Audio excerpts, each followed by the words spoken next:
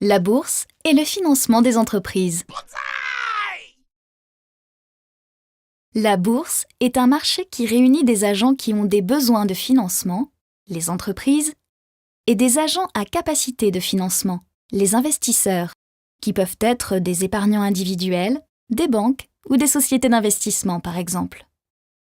Les titres échangés en bourse sont les actions. Les actions représentent une fraction du capital de l'entreprise.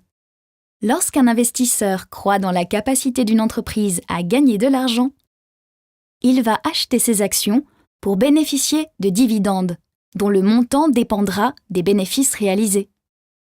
On distingue deux marchés. Le marché où les titres sont proposés pour la première fois. On parle du marché primaire.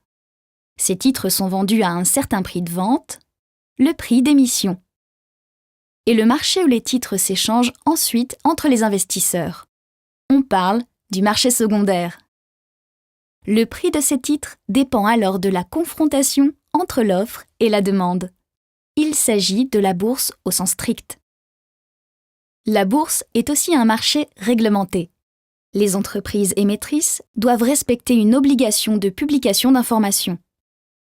Les investisseurs doivent en effet pouvoir prendre des décisions en toute transparence.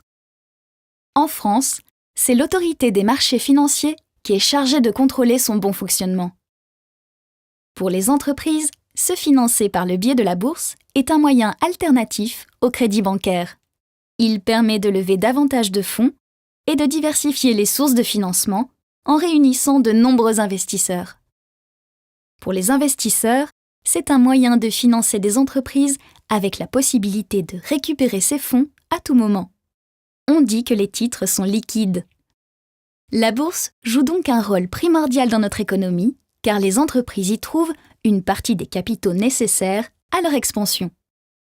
Cependant, la majorité des entreprises, comme les PME, petites et moyennes entreprises, et les ETI, entreprises de taille intermédiaire, n'y ont pas encore accès en raison de coûts administratifs et financiers trop élevés. De plus, certains accusent les marchés financiers d'être responsables de crises car les choix des investisseurs peuvent parfois être éloignés des résultats réels des entreprises. Dans certaines situations, ils ignorent les performances réelles des entreprises et essaient, à la place, de spéculer, c'est-à-dire de prédire ce que le marché lui-même prédira.